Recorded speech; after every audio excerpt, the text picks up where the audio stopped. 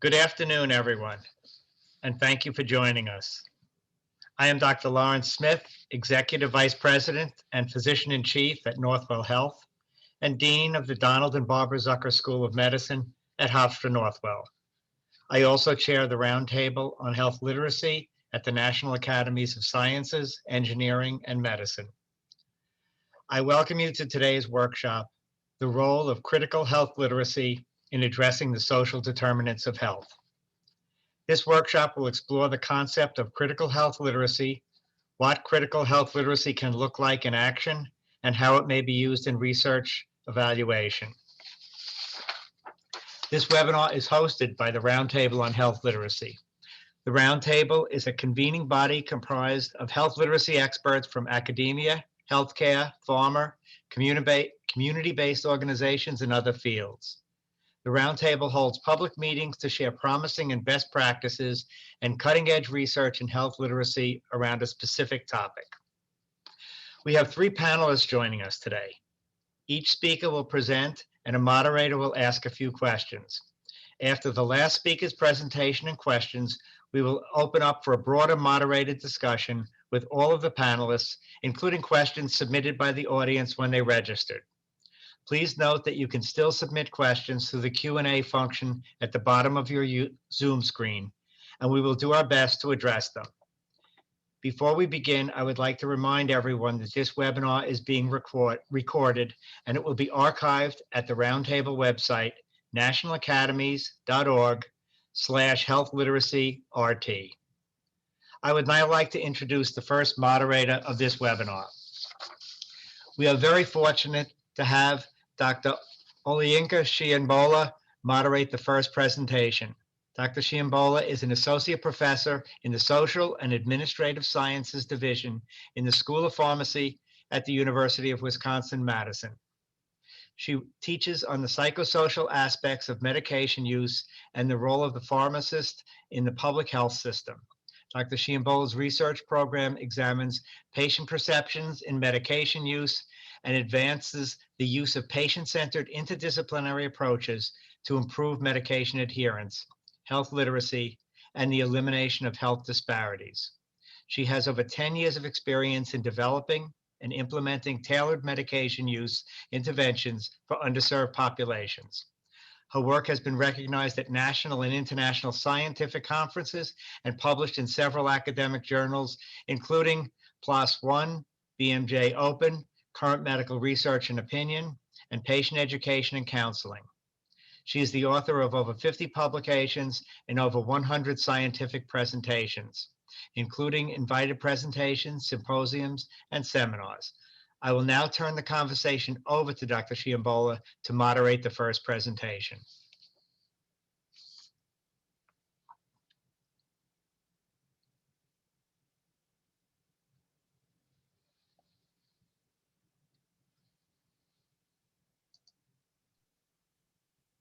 Thank you, Dr. Smith, and thank you to the Planning Committee, Rose and Alexis, for organizing this webinar on such an important topic. I am pleased to be here and to introduce you all to our first panelist. Lynn Gould is the Executive Director of Just Health Action in Seattle, Washington. Since 2004, Just Health Action has been advocating to reduce health inequities that result from the social determinants of health. Ms. Gould has developed and taught a critical health literacy curriculum as a means to take action on the social determinants of health to achieve health equity. She has taught critical health literacy in diverse educational settings around the country, including in graduate and undergraduate university courses, secondary school settings, and community health clinics, healthcare organizations, and public health departments. Ms. Gould has also partnered with local community organizations and community members in the Duwamish Valley to operationalize critical health literacy. Projects include supporting the installation of green infrastructure to filter air pollution, assisting with community science research, co-developing community health advocate programs, and co-writing a Port of Seattle equity policy resolution with a community advisory team. Ms. Gold, thank you so much for joining us. I will turn it over to you. Thank you so much. Christy, can you go back to thank you so much. Yes, so today I'm going to talk about using a critical health literacy framework to take action on the social determinants of health to achieve health equity. But first, I would like to acknowledge that I live and work on the traditional lands of the first people of Seattle, the Duwamish people, past and present, and honor with gratitude the land itself and the Duwamish tribe. Next slide, please. So today I'm going to define critical health literacy. I'm going to explain Just Health Action's critical health literacy framework. I'm going to talk about CHL and power building, and then I'm going to give a few examples of operationalizing the CHL in the Duwamish River Valley. Next slide, please. So I'm assuming that everyone knows what the social determinants of health are. This is the model that we use. This model is an adaptation of Dahlgren and Whitehead 1991. We call it the onion model. And those are the first three layers. But we've taken Kamara Phyllis Jones' racism, classism, and sexism, social determinants of health equity, and put that on the outside of the social determinants of health model. Next slide, please. So there's three levels of health literacy: functional, interactive, and critical. Functional literacy is, I'm going to use safe sex as an example. It's basically just giving facts about, say, having safe sex.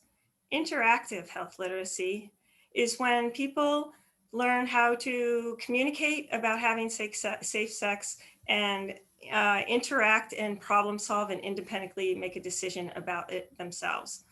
The next part, critical health literacy, is we've put a dotted line there because critical health literacy is not taught in the United States today, but it's really about an individual's understanding of the social determinants of health and the ability to take action at both the individual and the community level. So in terms of safe sex, it might be, oh, there's a pregnancy problem in our community. How can we take action on it? Next slide, please. Next, the click. Oh yeah, so we use a tree as our metaphor for explaining the critical health literacy framework. So we start with the roots of knowledge to learn about equity, the social determinants of health, and health as a human right. We then teach a compass part of our curriculum, and this is really just doing advocacy mapping and learning how participants want to be activists in order to take action. And then tools, we teach tools to whatever the community members want to learn in order to take action. We might be teaching skills to take action. Next.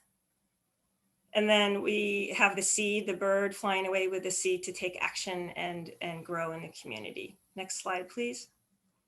So we operationalize Just Health, our framework in kind of three different ways. One is we do participatory action research, and we're always invited in by the community. We never just just go in. And we can do health impact assessments or cumulative health impact analyses. Click next. We do education. Again, we're always invited by the community, and we co-teach, co-develop curriculum, and co-facilitate. And then the next slide, then we have several projects that we do, and I'm going to give some examples later. Next slide, please. So a lot of people have asked how we do power building or empowerment when we're doing critical health literacy. And it is really, empowerment or power building is really, really important. In fact, NetBeam would say that if you don't empower, if you don't do power building, then you really can't achieve critical health literacy and take action on the social determinants of health. Next slide, please. So this is the Seattle Duwamish Valley. We're looking north towards Seattle. The river in front of you is called the Lower Duwamish Waterway. It is also a Superfund site. It is Seattle's only river. Next slide, please. So from a map perspective, it's located south of Seattle and drains into Elliott Bay. Next slide, please. And once upon a time, this beautiful windy river which you can see in the light blue, went into a beautiful estuary. And in 1909, the Army Corps of Engineers came in and straightened it out, which is the dark blue. So it's a very large industrial base. It supplies, it's 80% of the industry in Seattle. It supplies 80% of the jobs. But the bad news about it is that it's pretty heavily contaminated, and the people who live in the community do not necessarily have these family wage jobs. Next slide, please. So I work in two communities in the Duwamish Valley called South Park and Georgetown.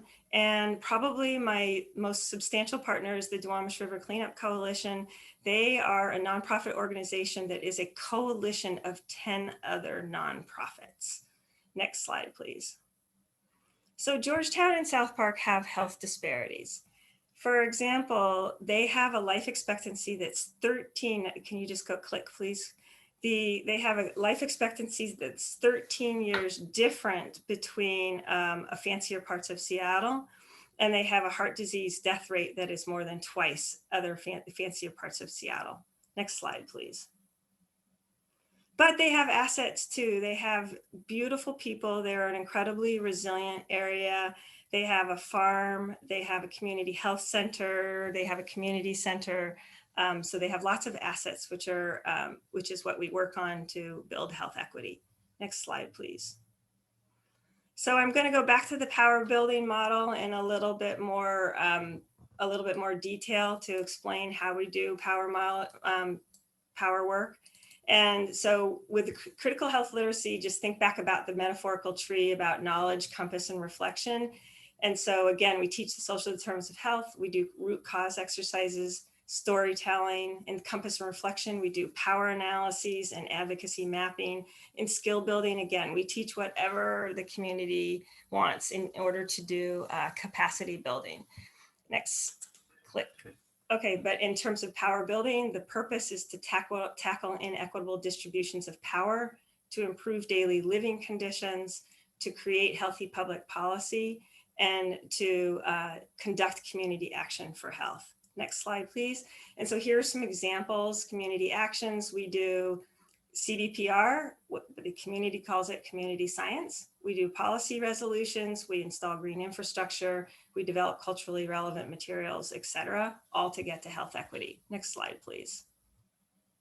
So now I'm just going to give you a quick view of some project examples. We've got probably 30 or 40 of them, but I'm just going to do a few right here. Next slide, please. So we have developed a critical health literacy training manual with a ton of Freirean exercises. You can find most of the exercises on our website. Next slide, please. Here's an example of a health mapping exercise that we do where we print out gigantic pictures of a neighborhood, and then youth and/or community members can take pictures or draw what makes a community healthy and what makes a community unhealthy, and then they use it to decide where to take action to improve health. Next slide, please. We believe that we do a root cause exercise. Often it starts with a poem called "Why is Jason in the Hospital?" Because he has an infection in his leg. Why does he have an infection in his leg? Because he was playing in a junkyard. Why is he playing in a junkyard? Maybe because he lives in a neighborhood that's not so good and it got run down, and his dad doesn't have enough education to get a good job. And we believe that these root cause exercises are very, very important for people to get at the political upstream determinants of health and to take strategies on those upstream factors. Next slide. And then we do a lot of community exercises, for example, definitions, what is equity, and people, community members design their own definitions for equity and also design their own definitions for empowerment, individual empowerment and community empowerment, and they measure themselves against that empowerment along an action pathway. Next slide, please. So one more example, this is the Duwamish River Cleanup Coalition Clean Air Program. It's been going on for several years, but we just relaunched it again last year with a new model. Next slide, please. So these are our community clean air partners. They range from government agencies to universities to several nonprofit organizations that work in the Valley. Next slide, please. And this is a root cause exercise that we did with community members, 40 community members just last week on Zoom, because we're all socially isolated. We were able to do this root cause exercise on Jamboard on why does Sophia have asthma? And we used a tree metaphor to talk about the root causes of why Sophia has asthma. Next slide, please. And then we use those root cause exercises to start talking about where we should take strategy, what strategies we should do for action. And just as an example, one of the things we talked about was indoor air quality is so bad. And the reason why asthma is so bad is because mold is very, very bad and dust mites are very bad. And some of the landlords don't take good care of them. And so one of the policy actions was let's really advocate after landlords and tell them that they have to create better housing. One of the most interesting things that happened out of this exercise is the actions were so much more upstream from the community than they were from the partners. We did this exercise with the partners too. Next slide, please. Here's just another part of the same Clean Air Project. These are Duwamish Valley youth who were collecting moss in order to analyze metal samples in order to find the source of pollution in the Duwamish Valley. Now note that they call it community science. Academics might call it community-based participatory research, but they want to own the data and they want to own the name and own everything else about their work. Next slide, please. This is my final example. We worked for 3 years with the Port of Seattle to make policy change. The Port of Seattle admitted that they had been a partial contributor to the environmental impacts and economic impacts in the Valley for the past 100 years. So we got a group together, next slide, please, called the Port Community Action Team. It was about 10 members, 5 from Georgetown and 5 from South Park, who worked over 3-ish years to work with the Port of Seattle, develop trust, and co-write a policy resolution. Next slide, please. And this is the PCAT meeting with Port of Seattle Commissioner Courtney Gregoire. Next slide, please. And then finally, we did policy advocacy and did public testimony at the Port of Seattle. And Port of Seattle Resolution 3767, the Duwamish Valley Community Equity Program, was passed on December 19th, 2019, and it was a very exciting day for the Valley. Next slide, please. Thank you so much. And if you could go to the next slide, I want to acknowledge everyone that I've worked with over the past many years. It's just been a great partnership. Thank you so much. Thank you, Ms. Gold, for your wonderful presentation. I have a question for you. If you could please share, how do you conceptually distinguish between critical health literacy and empowerment? Yeah, thanks for that question. I think it's in some way, I think they're inextricable. I don't really know how to, I mean, Donald Nutbeam basically said, he's the one that invented the concept of critical health literacy. He says, we cannot empower, we really can't achieve critical health literacy unless there's empowerment or power building in the community. So I would say that the models, but a lot of people would say that empowerment or power building is also an umbrella. And an empowerment is both a process and an outcome. I hope that answers your question. Yes, great. Thank you so much. Okay, great. Thank you so much, Ms. Gold. I would now like to introduce Amanda J. Wilson as our next moderator. Ms. Wilson is Chief of the Office of Engagement and Training at the National Library of Medicine. The Office of Engagement and Training brings together the general engagement, training, capacity building, and other outreach staff from across the library, whose primary focus has been on the library's presence across the United States and internationally. The Office of Engagement and Training also coordinates the National Network of Libraries of Medicine, the field force for National Library of Medicine. Previously, Ms. Wilson served as director of the National Transportation Library. Ms. Wilson is also an adjunct professor at the Catholic University of America Department of Library and Information Science. She holds an MS in Library Science from the University of North Carolina at Chapel Hill and a BA from Emory University. Ms. Wilson. Thank you, Dr. Chiambola. I'm excited to introduce Dr. Vanessa Simons. Dr. Simons uses community-based participatory research approaches to address health and health literacy issues ranging from chronic disease to environmental health among Native Americans. She's especially committed to designing and evaluating strength-based, community-centered outreach strategies in partnership with Native American communities. She's currently funded through the National Science Foundation to work in partnership with Crow community members to develop an environmental literacy program for Crow youth and their families. I'll now turn it over to Dr. Simons to talk about her work on critical health literacy.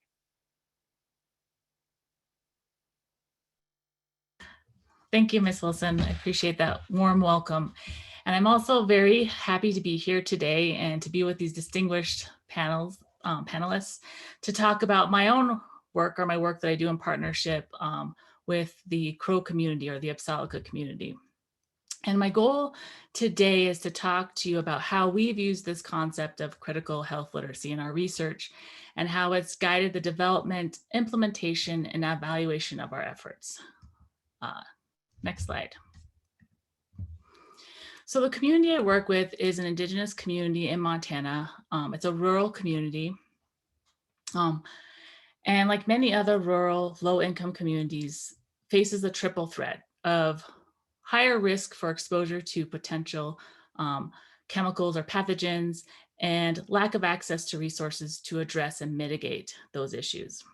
And then relatedly, there's the barriers related to the interaction between the way that the information on risk is presented or the way that access to resources is presented and how that interacts with literacy skills in the community. And so the issue that we're addressing is water insecurity. And this is becoming increasingly common worldwide. Rural tribal households are much less likely to have access to safe water than non-tribal homes in the United States. And as is true for many rural communities across the United States, many rural tribal residents rely on home wells. And multiple studies have documented that home wells are contaminated with uranium and arsenic. This in the Navajo Nation and in our own community, the Crow community, we have also worked for several years testing wells and finding that many homes do have unsafe well water. Next slide. So through our research and through our experiences in the community, tribal members have talked to us about how the local water sources have deteriorated over time and how these changes have impacted our access to water. As river quality has worsened, that access to safe, clean, free water for basic household needs has been lost.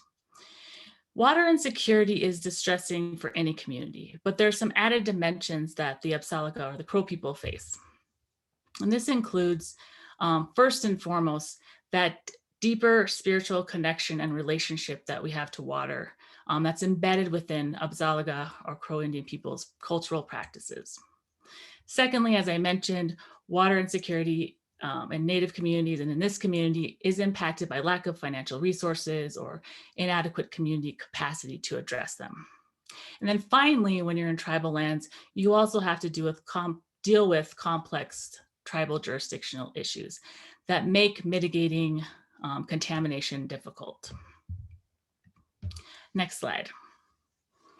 So what I found and what my team has found in our work is that NUTBEAM's framework is very compatible with community-based participatory research, as the previous speaker, Ms. Lynn, just talked about. And so for both environmental health literacy and community-based participatory research, where you're working in partnership with the community in all phases, we have these different levels.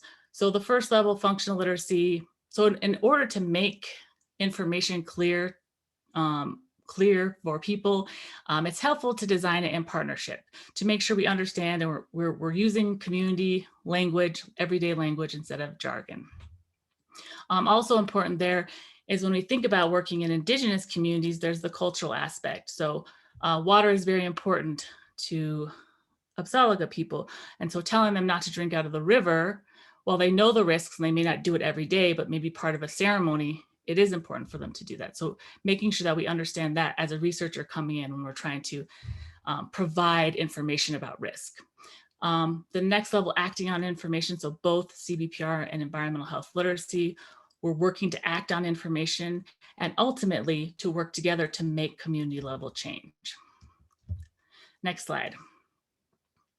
So I want to talk about how we can use environmental health literacy. We can apply it as a researcher, as a CBPR researcher, and we look and think about what are the skills that we have, where can we build, what services can we provide? So in 2004, that's when Crow tribal members really some of them began to identify issues related to water quality and thinking about that it may have an impact on human health. And so they actually went out and partnered with researchers to better understand and to document what kinds of contaminants might be in their water. A piece of that was building trust. So building trust with the researchers, but also thinking about once they get that information, how do they give it back to the community? And so it may not be the best to have the researcher developing a handout and just sending out to the community, but actually having the Crow Environmental Health Steering Committee help develop those materials. What they've also found in their work is that what's even more effective is actual home visits. So when community members who are part of this Environmental Health Steering Committee, they take that information and they share it with the community. So that was just the first kind of, back in 2004, they began building critical literacy skills, interactive literacy, building trust with researchers, doing research. And the next stage was really critical literacy. So they've been doing a lot of different critical literacy efforts to make changes in the community, to change legislative policy or even the educational level. And so that's where I came in. I was invited in 2014 to really get to that critical literacy piece. Next slide. So the Crow Steering Committee really inspired the foundation of the Guardians of the Living Water Project. So this is an element of the critical literacy of their whole body of work. And the goal of Guardians of Living Water is to address water insecurity holistically by educating local youth about water quality science, the cultural significance of water sources, and to integrate Absaliga values, respecting rivers and springs.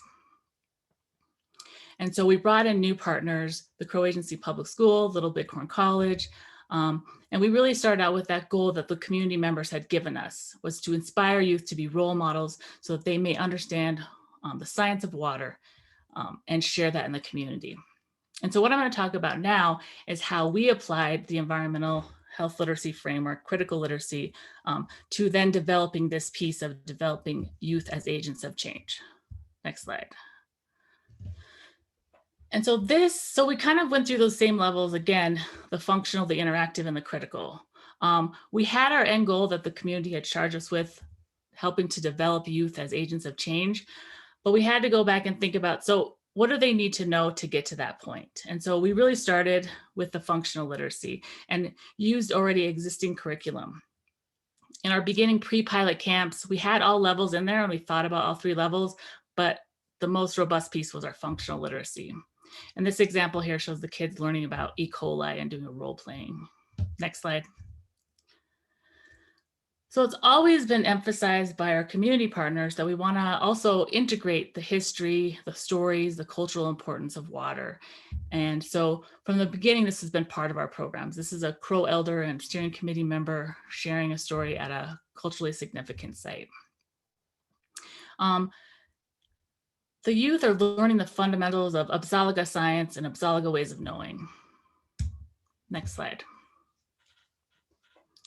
And so once we had that functional literacy, that basic understanding of water quality, of E. coli, what it is, where it comes from, how it can affect human health, the next piece was to apply that knowledge and to think about ways to apply that. And so what the kids have done is we have them go out every summer, and this is one of their favorite parts, and it kind of mirrors also what the Crow Environmental Health Steering Committee is doing, doing water testing. So this is a local spring where they tested water. They also choose their own sites that they want to test water at. And so they're really applying what they've learned. Next slide. We also found through our pilot work that another method for us to educate these 5th and 6th graders about these complex water quality issues is to include this cross-mentoring model. And so what we have here is we have a MSU student, we have a tribal college or tribal high school student, and then our middle school student. And what we do is we work with our older mentors and a couple weeks before the camp, and we teach them about water quality, about water testing, and then they are leaders for the middle schoolers, groups of 5 middle schoolers, to develop their own questions, to develop their own research, to think about applying what they've learned and doing water testing. And so that's kind of a way of integrating interactive literacy. So where the older kids learn about water quality, and then they're teaching it to these younger students.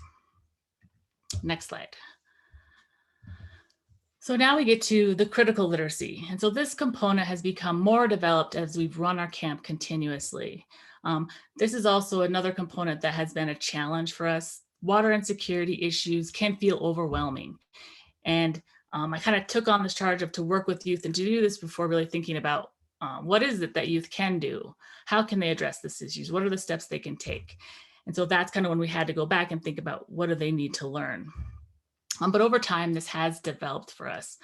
For example, in the lower left-hand corner, we see students decorating trash cans. So what we had them do was brainstorm ideas for ways they could impact the community. And they decided that one way to do that would be to identify areas where trash seemed to accumulate, and then put these trash cans out and monitor them and take care of them. They also decorated a rain barrel and created a rain barrel to conserve water at the local college greenhouse.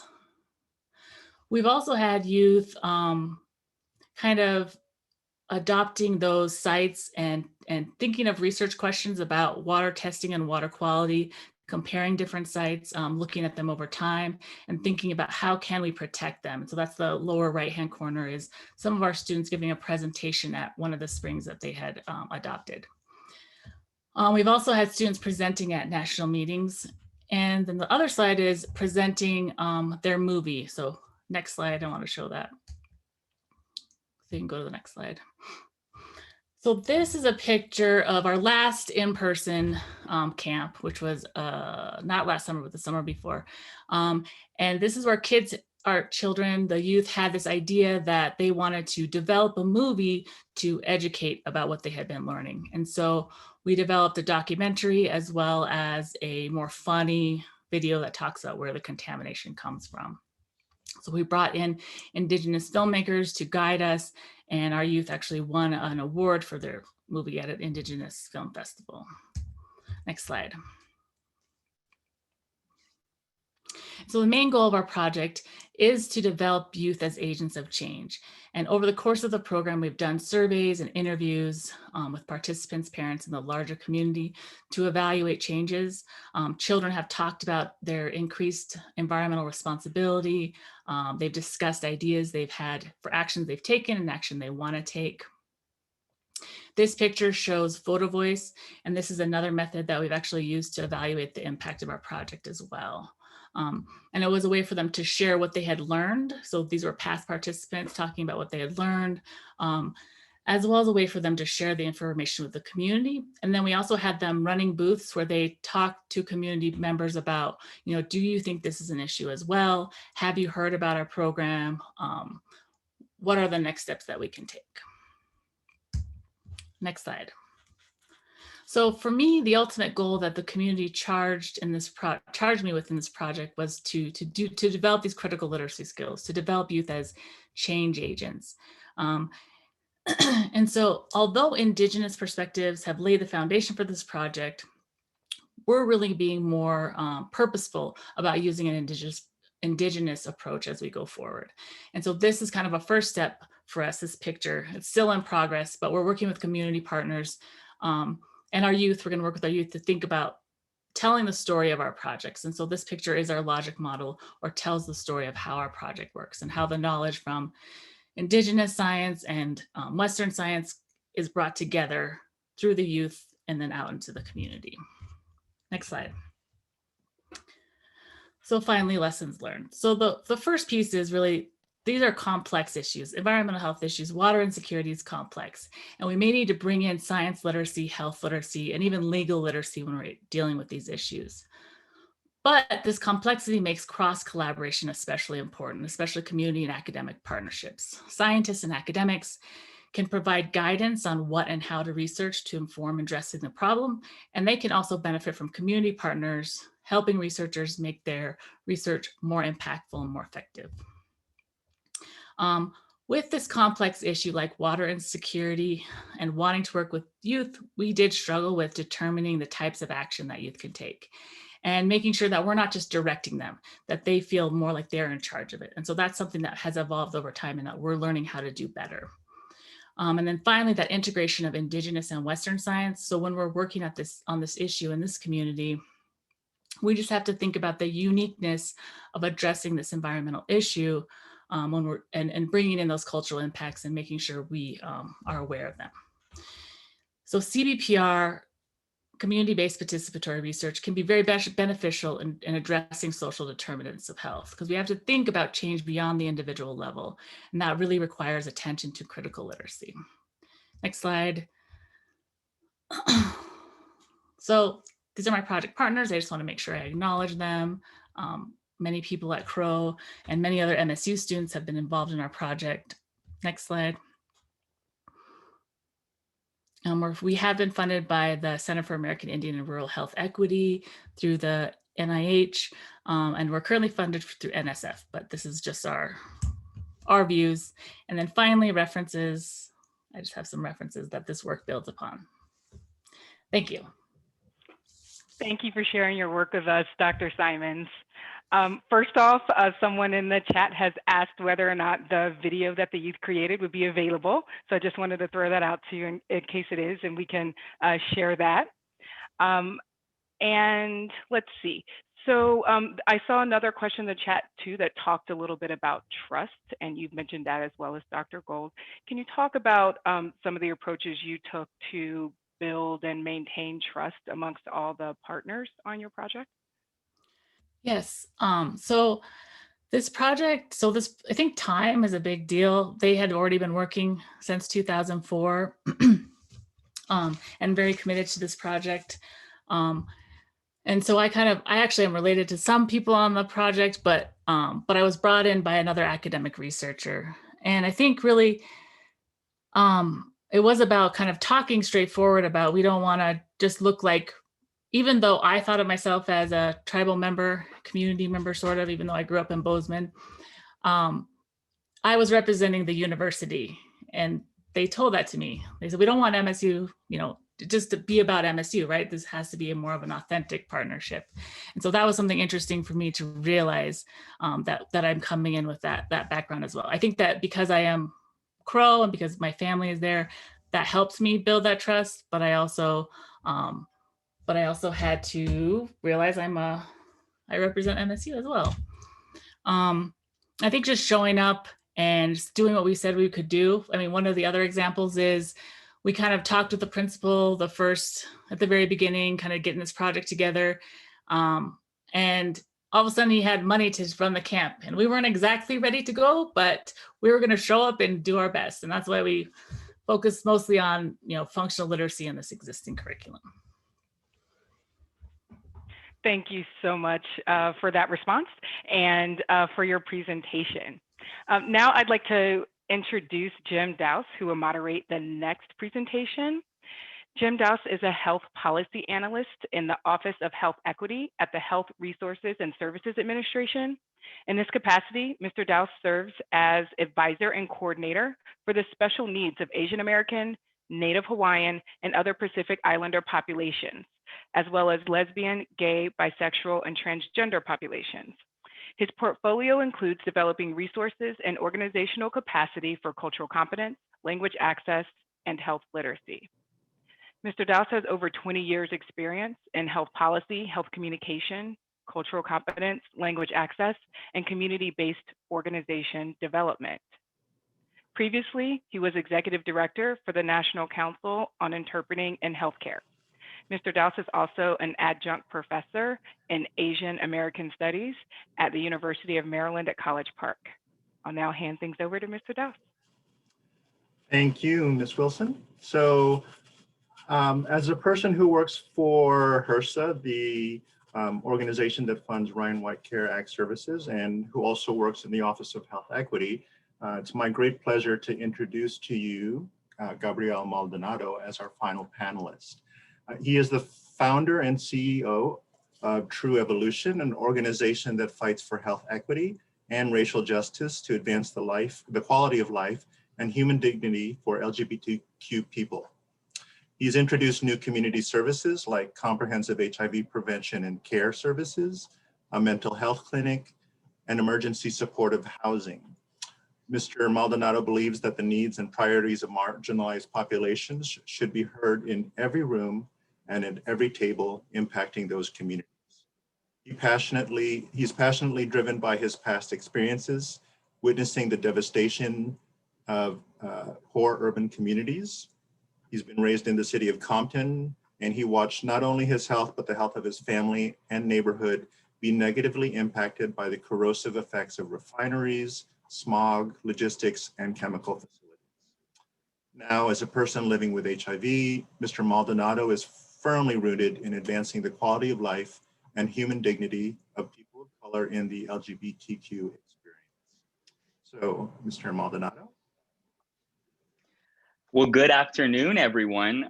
Thank you so much, Jim, for that introduction. I really appreciate it, and I appreciate the space to be able to speak with you all for a few moments here.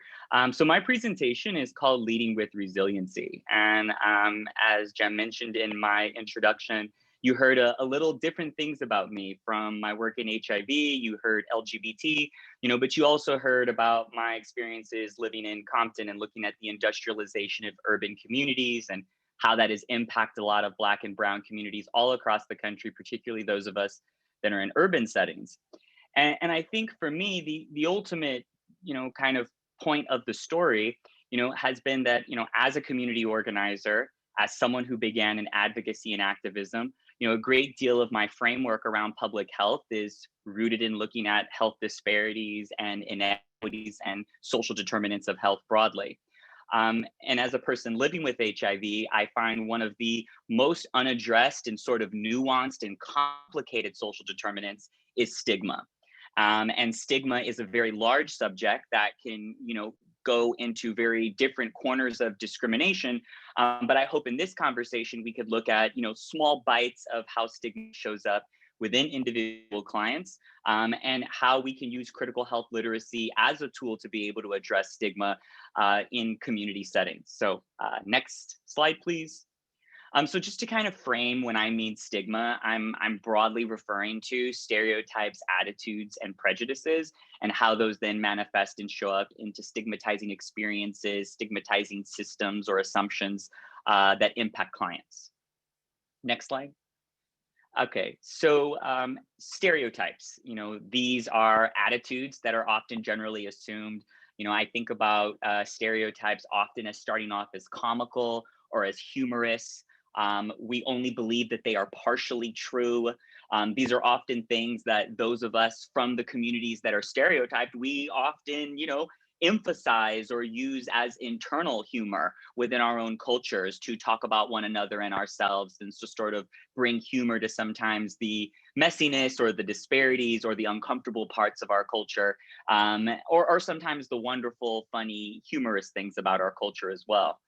You know, I think that when we look at prejudice, we start to see, as there are many populations and people who have a very broad monolithic assumption about these stereotypes. We believe that these things that we believe are true in their totality. That is the entire story about this people.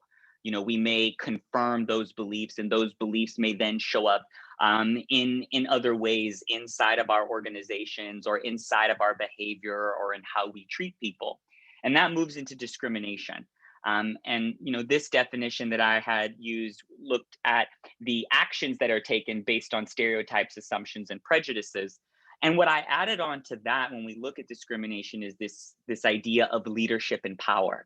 We're talking about the healthcare system, and I think that, you know, where an individual may believe that their prejudices against another people may in self just be their freedom of speech, right? That is a statement that we are hearing today, that sometimes our beliefs about people are just our own beliefs, and we can hold these because these are our own thoughts. But you know, when we start to put these thoughts into the minds and into the hands of those that have power and that are in positions of leadership, we begin to see these sort of slowly, steadily growing effects of discrimination within the healthcare setting. And particularly if you are in a position of leadership, that becomes the norm. And these norms begin to matriculate down to your subordinates. And before you know it, it becomes systemic. And that is when we have, you know, systemic racism and systemic bias and prejudice that exists in the healthcare system. And often it just begins with individuals, right? Individuals who hold these stereotypes leading to prejudices with power and position creates discriminatory experiences for the people that they serve. So I think seeing how those dots connect is really important. Next slide. So some types of stigma. The three buckets that I look at it is community, institutional, and self or internalized. Next slide. So the community is, you know, where our everyday place is. You know, these are our family, our friends, where we go to work. We spend a majority of our time in the work setting. The amount of discrimination that often the LGBT community experiences as an everyday effect in the workplace. And then also in our faith spaces. And, you know, as a person who works in the LGBT community, there's this really precarious balance that you have to have between affirming the religious and faith spaces of Black and Brown communities, which have often been our vehicles and our tools of liberation and our places and spaces of safety and refuge. And then you juxtapose that with the experiences of a subgroup within that community, the LGBT community, and the very real traumatizing effects that the church and faith spaces have had against LGBTQ people of color and Black LGBT people and brown LGBT people. And I'm a member of both communities and can certainly tell you that it shows up very, very aggressively and sometimes violently in both. But then we also have our institutional spaces, and these are our places that we are going to access resources. This is how we engage in our everyday lives: the healthcare system, our facilities, our clinics, schools, universities, the legal system. There's a large number of young people that I work with, and because of the, you know, absence of economic opportunity, they get involved in the things that get them in jail. And, you know, the experiences for anyone in jail is egregious and is an appalling indictment against the prison industrial complex. But furthermore, we look at the unique experiences of the LGBT community and those living with HIV being able to access their medication, get comprehensive medical services, be able to address other sort of co-occurring circumstances like mental health or stigma or trauma. These kinds of things in our court systems are taken up exponentially for those of us that come from marginalized communities or marginalized subgroups within groups that are marginalized. And then, you know, this one is probably the area of stigma that I work the closest in. It's the area that I'm probably the most passionate about addressing, and that is internalized stigma. And I tell a lot of the young people that I work with that, you know, I cannot fix racism, white supremacy, sexism, and homophobia in the world, right? That I can't eradicate it, right? What we can do, though, is address it in the spaces that I am in and have influence over, but more importantly, preparing young people for the kind of resiliency and stamina and coping and internalized processing that is needed in order to prevent what Dr. Julie Gerberdine calls as fatalism. I heard a wonderful lecture from Dr. Julie Gerberdine, and a former CDC director, and she spoke about fatalism and how these sorts of effects of stigma and discrimination find its way into the bones, right, of our clients and into the souls of our clients. And that fatalism plays a real effect on their ability to achieve, on their ability to engage in services, to disclose, to trust, to be willing to go to multiple services and multiple agencies just to address their needs. I think all of that requires a person to have a sense of self-efficacy. I mean, fatalism sort of eats at that. So that's important to note those three different types of effects of stigma and how they show up in people. Next slide. So, what is resiliency? And resiliency is important because, as I said, this is how our clients are going to be able to do, right? This is what gets them from the conceptual part of the conversation about a work plan and a housing achievement plan and, how to navigate services. And this is all just in concept, but how do we get the client to do it? How do they achieve? How do they endure when the system says no, right? So healthy thinking, healthy choices, healthy social support, these are all very critical and fundamental to promoting resiliency. So I broke it into 4 areas myself. So this is engaging in healthy promoting cognitive processing, how you think about yourself, how you think about other people, what does your mind say about the world around you? My choices, so what kind of behavior am I doing? Are the things that I believe, am I performing that either negatively or positively in my everyday life, from, those who are in sobriety and trying to, recover from substance use, to those who need to take their medication because they're experiencing comorbidities with bipolar disorder or schizophrenia. Is what you believe lining up with how you are acting and your choices and your behavior? And, my circle, and this is so critical, and I refer to it as the tribe. And that's because social support sometimes sounds so clinical to me, and it sounds very medical and mechanical, and it doesn't sound like the sort of love and embrace and camaraderie and counsel that one needs in order to have a true, social circle of support. So the tribe is what I tell Black and Brown people, is seek your tribe and those around you. To tell you about how you can navigate the world, give you counsel and guidance of where to go, and to sort of contextualize the things that healthcare providers and those of us that are in science, how do we contextualize those choices for them? We talk about the vaccine and people's fears and worries about vaccination, and how do you translate what is being said on the news about what we should trust? How do you then translate that into a digestible, understandable, and acceptable way for the client? And often your circle really much informs that, however negative or positive it may be. And so helping a client shape their social circle is very, very critical. And then lastly, it's my perspective. And I found that this is very, very, very critical to working with vulnerable populations, and super critical to critical health literacy. And this is about empowering the client with a perspective beyond themselves. A perspective beyond themselves, because when you have to just look at a mirror every day and you see the mundane, right? You're looking and you see the tragedy and trauma of your life experiences. You need to have an alternative perspective to juxtapose your ideas about what is possible for your life, right? And so being able to have perspectives on other empowering young men and I'm framing it from my perspective as a young Black, brown, gay man. I needed to see other people like Darnell Moore and Dr. David Malebranche and Dr. Leo Moore and Dr. Eugene McCrae, and these sorts of representations of Black gay men standing in their excellence and their truth, overcoming adversity and circumstances, wading through challenges and traumas of our community.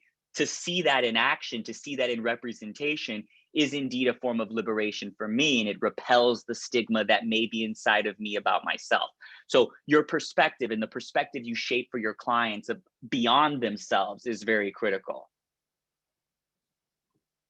And then critical health literacy. I'm watching my time, so I'm going to try and wrap this up in 2.5 minutes. Critical health literacy, and I pulled this definition very intentionally from an article called Understanding Critical Health Literacy, a Concept Analysis. Next slide.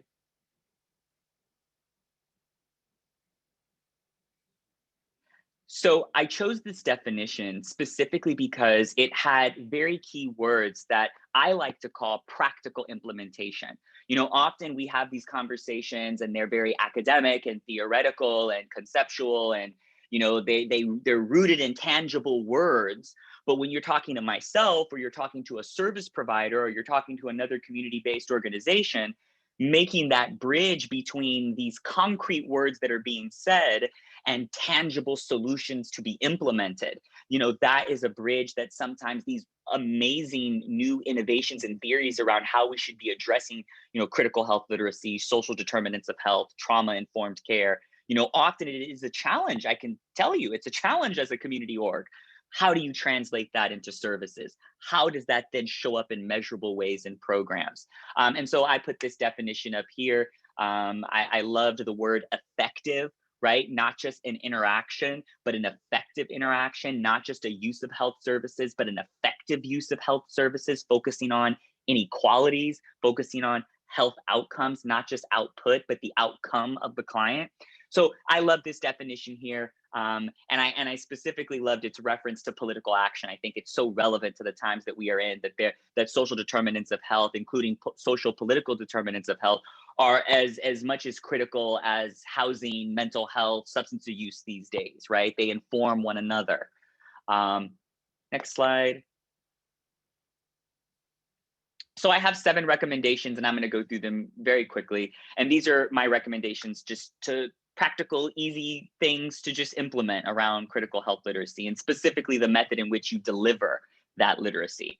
So monolingual materials, if I can read it, then I can engage with it. I think this is an obvious one. I shouldn't have to tell anyone this. You know, but I would add an add to the materials. You know, often I find that the primary marketing materials for agencies and institutions are not monolingual. So we usually do these like supporting pamphlets or these extra brochures, but is your website translatable? Can I click a button and your whole website go to Spanish? The whole website? Can all of the supporting content that you have go to Spanish? Can the language of all your PSA videos equally go to Spanish? So it's not just about monolingual materials, but equitable monolingual materials, that all of your materials indeed are monolingual. Health literacy. So this isn't just looking at critical health literacy, but this is just the basics and understanding. You know, if I know what it's called and I know what the body is and I know what that part means, then I can describe it and I can tell it. So making sure that the literacy format that our things are in is indeed digestible by the population we're reaching. Also the messenger, the promotores, the direct service worker, the influencer, the peer support navigator, you know, who the messenger is often more critical than the message, often much more critical. And also I have found that using peer support navigators cuts down on time. It makes the time more efficient because the peer support navigator is often able to move through language and nuance and quick shorthand vocabulary. You know, James Baldwin has a quote. He says, "I don't have to say a thing to my brother David. When I just look at him, he knows." You know, and I think about that as peer support navigators. You know, sometimes we just know, as another person living with HIV or another Black or brown, queer, trans, gender nonconforming person, you can just look at the person and know, and you can get through some of the uncomfortabilities of a difficult health conversation. And then my final point, the 7th one. Oh, I had more. Okay, sorry. Yeah, okay, there we go. Next one. We'll just go to the last one. This one, this is back up. There you go. The non-shame-based language, engagement, or policies. So, you know, often I've spoken to a lot of youth who go to religious and church spaces because Black and brown people, we are inherently very spiritual and faith-driven individuals. And, you know, they're sitting in a church room, and the moment they hear a reference that denies or negates their identity, it tells them that they are not worthy or that somehow God believes that they are a mistake. all of a sudden, everything else that was said in the entire message was missed. Everything that was said, all of the useful information about the spirit and the soul was lost simply because there was a single phrase that denounced a person's existence and identity. And we have to be cautious of that as direct service providers when we're designing our case management services and our protocols and our response plans, ensuring that there is no aspect of our services that may indeed create a triggering effect of being shame-based, or something that in any way denounces the client, and then we have shut them off from all other learning that they could have done from us. So that is my presentation. Kept it in 15 minutes. Apologies for going a couple minutes over. Thank you very much. So I do have one question that I think you may be able to answer pretty quickly. And that is that, as someone working in a service organization at the confluence of all of these isms, what data do you collect that that helps you know what the social determinants are important are? So for example, you've got housing services. So, what's the important data that you're collecting in that kind of context? Well, I think this is why researchers try to get into CBO's offices so much, because, we really do have we kind of can skip a lot of steps in which we meet with our clients every day. It doesn't, it's not really a lot of exhaustive analysis that needs to go into the 70 clients that we have in our housing program. If on their weekly check-in, which that's part of the data, is there is a weekly check-in, there is a whole bunch of screener questions. These screener questions usually have to do with housing stability, food insecurity, mental health status, stress, trauma triggers. And we sort of look at what themes are coming up across clients. My jurisdiction that I serve is 72,000 square miles. And so as a result, we hear across all clients, 27,000 square miles. It's 27,000 square miles. I imposed the 7 to 2. 27,000 square miles. And so often, one of the things we hear quite often is transportation. We'll hear that getting to place is a common theme that comes up amongst our clients. And so I think there's usually a good 3 to 4 major areas of concern that typically come out of our clients in our check-ins on a given year. And so usually those end up informing what the subsequent year's focus is for addressing certain social determinants.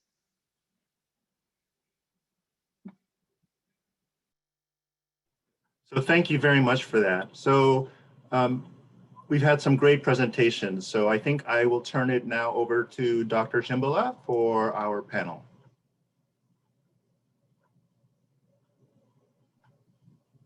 Thank you so much, Mr. Goss, and thank you to all the panelists for very wonderful presentations. I think we've all learned a lot so far in the past couple of hours that we've been here. There is a question that has come up in the chat that I would like to pose to all the panelists. What advice do you have for health departments to promote critical health literacy through COVID-19, especially as we are in the midst of a pandemic, around vaccine messaging?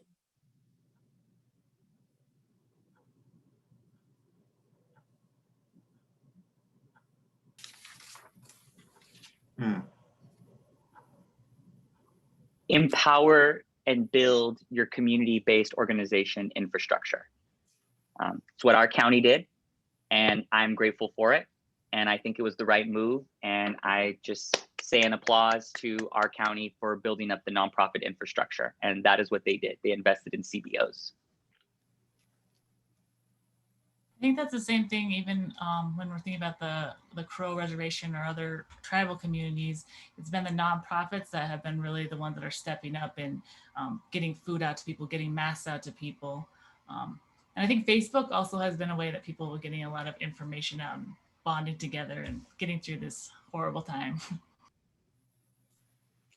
The only thing that I would add to this is that it's South King County that has the biggest disparities in the COVID crisis. And I think that our health departments have really recognized that they have to direct their messaging there, but it has taken some time for them to redirect.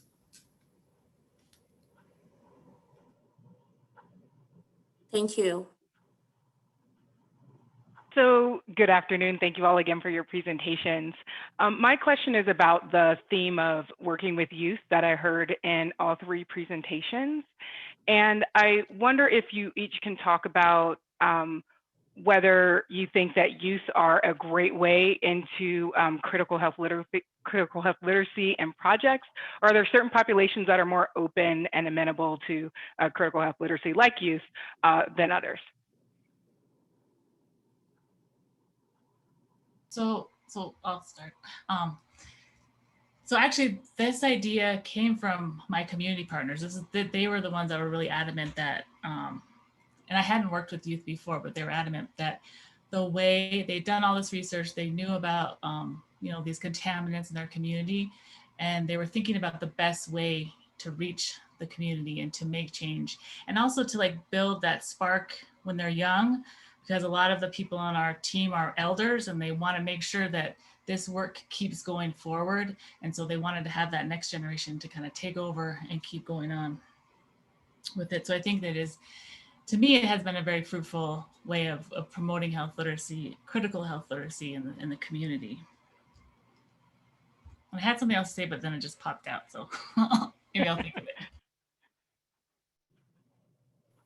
I would say for the community I work in, it's a very large immigrant community, and the youth are often the ones who speak English fluently. And so it's really important that we are conveying critical health literacy to them, because then they're taking it back to their families. Great. So my question is about the people that you work with who are so-called professionals, the nurses, those who have had the opportunity to get an education and be employed in their field of work. I mean, how do these concepts, how do they take on these concepts? And sometimes I would imagine they have to be retrained in these concepts. And so I just wanted to hear a little bit more about that.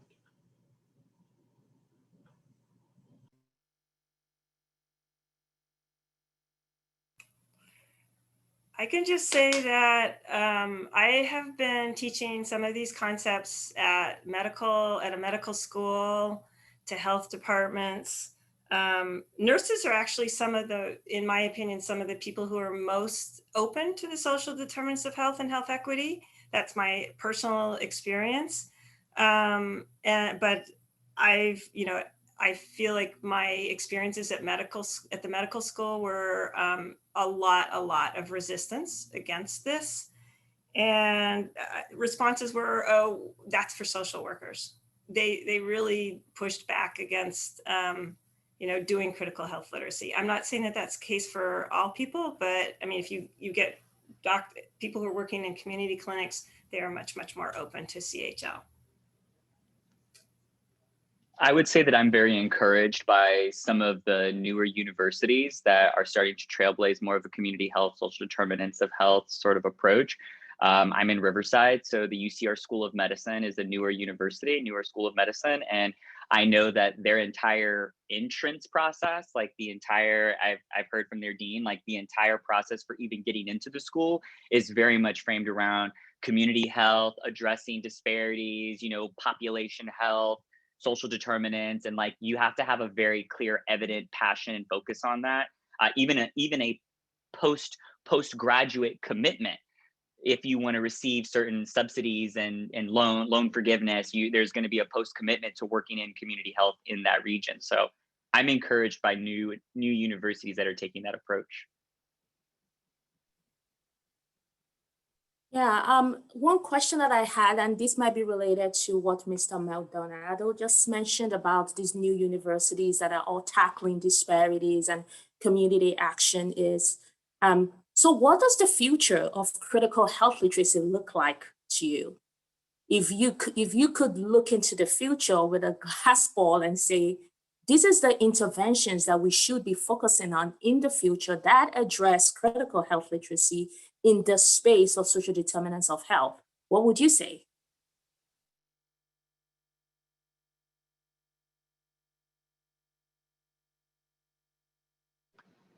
Well, it's unavoidable. It's unavoidable now.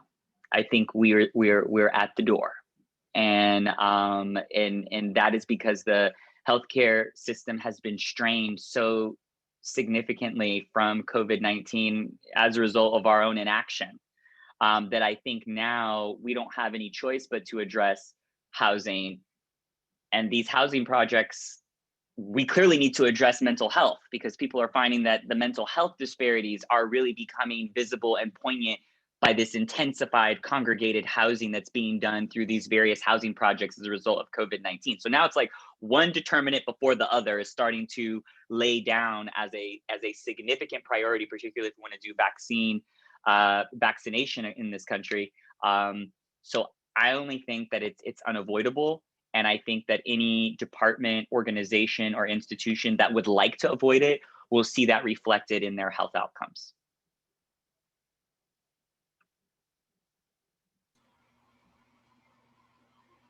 The first thing that crossed my mind was the end of poverty, the end of racism. That was my vision. With critical health literacy, I do strongly believe in these root cause exercises. I really think they make people look upstream at policies that need to happen higher up the level. And I just think health literacy, at the functional level, at individual behavior change is all victim blaming. And I'm so sick of victim blaming.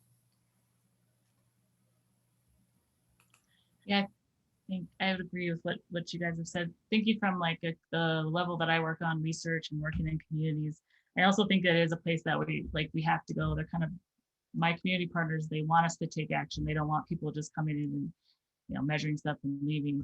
And so.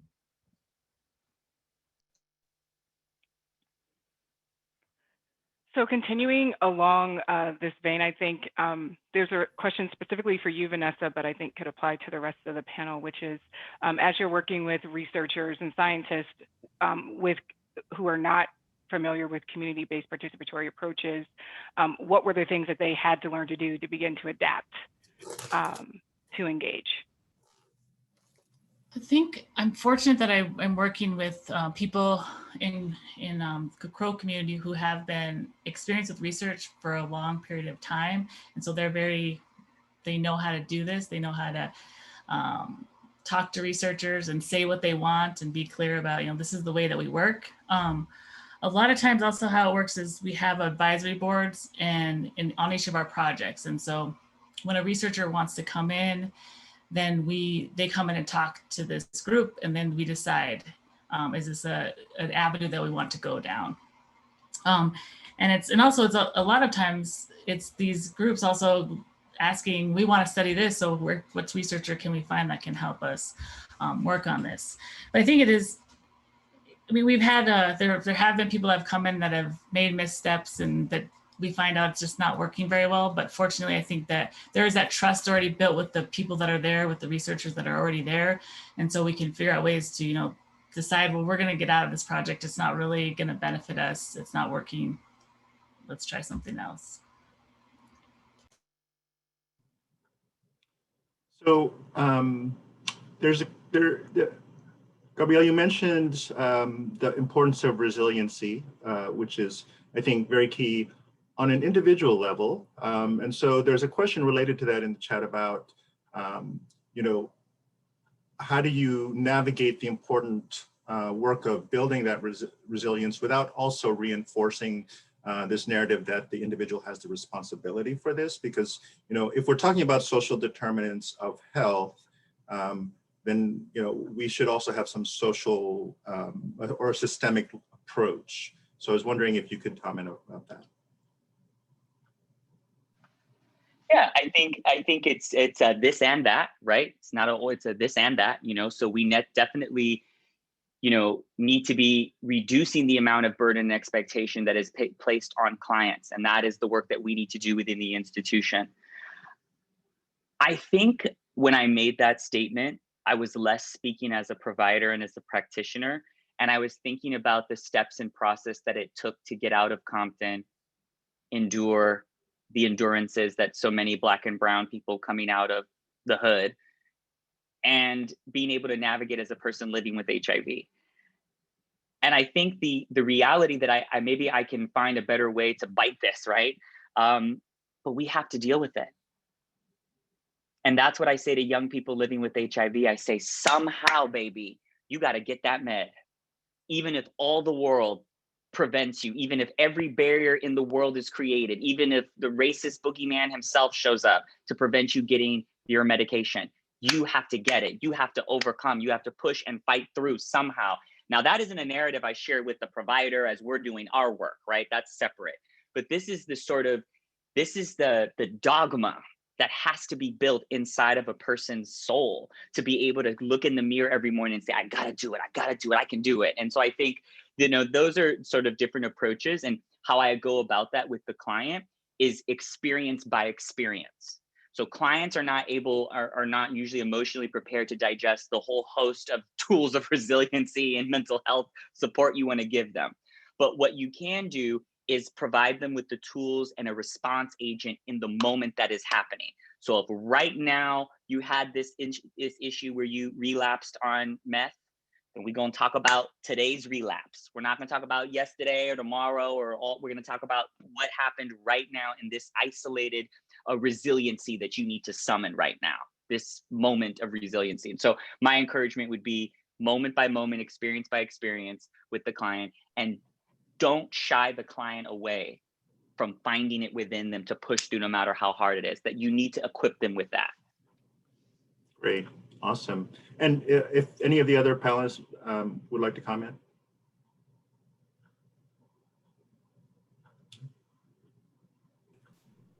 I just have to say my computer froze for about 5 minutes, so I have missed the last 5 minutes, so I'm catching up here. Okay, I have a question for all the panelists. And this is, you've talked a lot about recommendations, things that have been done. And I want to talk about challenges. Because to do this type of work, there might be challenges that might occur. And so have you encountered particular challenges in being able to make community level or systemic change through this lens of critical health literacy? And if you can share those.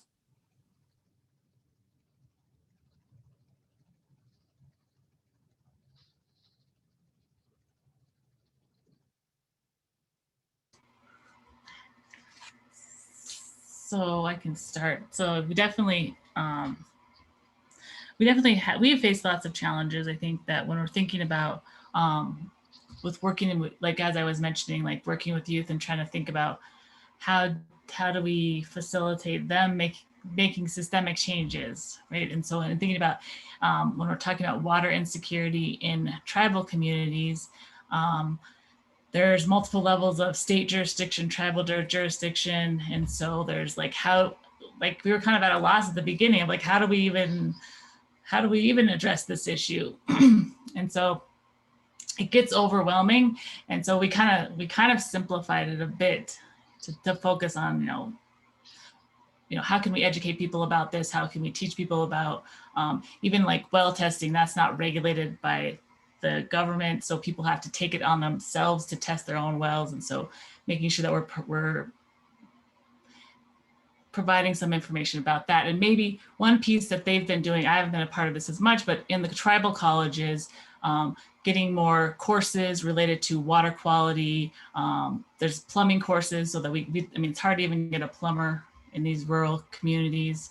So that's there's a lot of challenges from my point of view. So I have a question. I haven't asked anything just yet.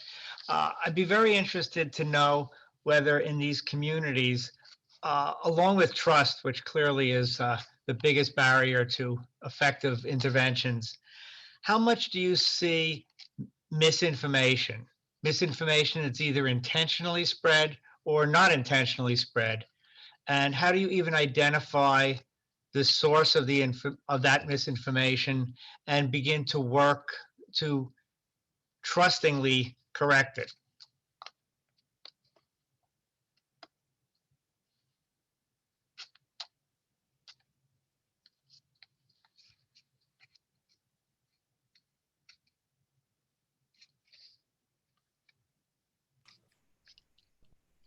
Well, I'll just take a stab at misinformation. I mean, one of the biggest problems that I have in the community I work with, which is a community with environmental justice concerns, is that the issue of contamination is really confusing. It's just hard to understand toxic legacies and who's responsible for contamination and who's in power and who's not. And so I think sometimes that causes misinformation, being spread by lots of people. And so I don't really know.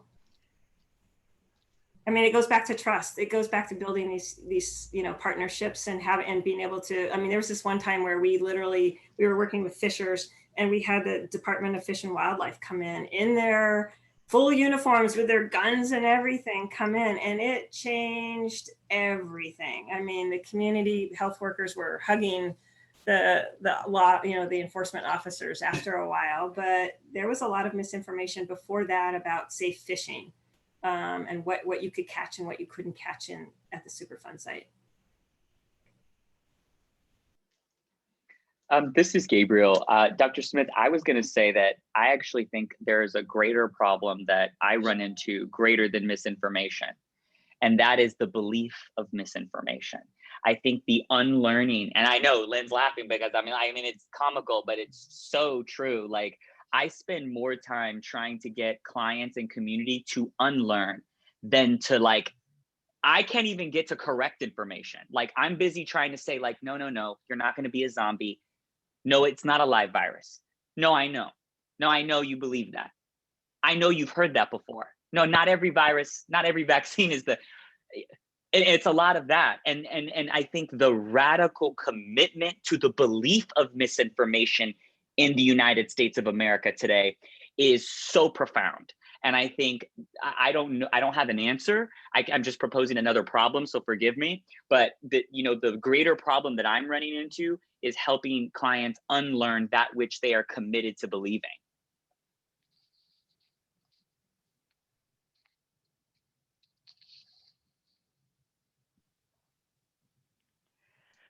So critical health literacy as a topic distinct from health literacy is probably new for a lot of us. Where do you all suggest people go to get started?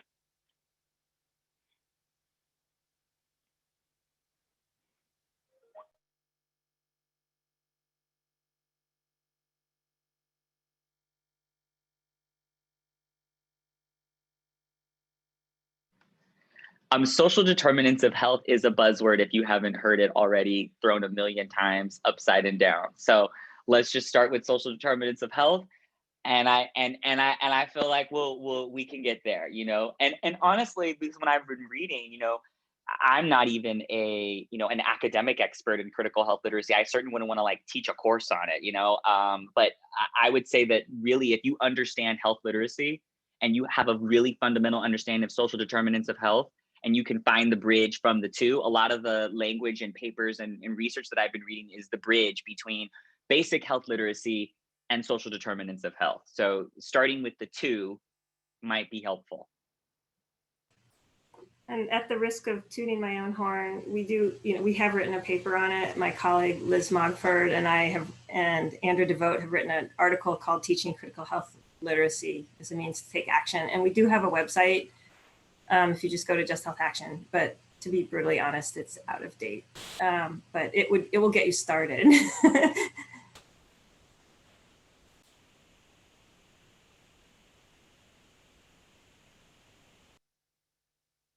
Okay, I want to note our time. I want to give our panelists an opportunity to give final comments as we wrap up. Ms. Gold. I just want to say thank you so much. I think I've told the panelists before this that I've been doing critical health literacy since 2004, and I was so excited when I found out about this panel and you called me up and asked me to present, because I felt a little lonely out here. So thank you, thank you, thank you. Dr. Simons? Yep, thank you. I was glad to be on this panel with you all and to hear about the work that you're doing. And I think I should have actually mentioned that your work on critical health literacy would be a place for us to learn more. Thank you. Mr. Maldonado? Thank you all for having me. And I'm just really excited to work in this field. And I'm really excited to just be amongst all you all. And I saw how many people are on this call. And I just am like, I'm just proud to be us. So I just want to throw that out there to all of us that work in the field, research, science, policy, no matter how high ranking or you're just at a grad school, you know, I'm just really proud of all of us. And I think it's just really cool to be in our field right now. Like, I think we're just really cool right now. Absolutely. Well said. Well said, Mr. Maldonado. So I want to wrap up and say today, critical health literacy has proved to be an exciting topic, of course, for us on the Roundtable. We've heard a lot of interesting avenues for research and for practice in the future.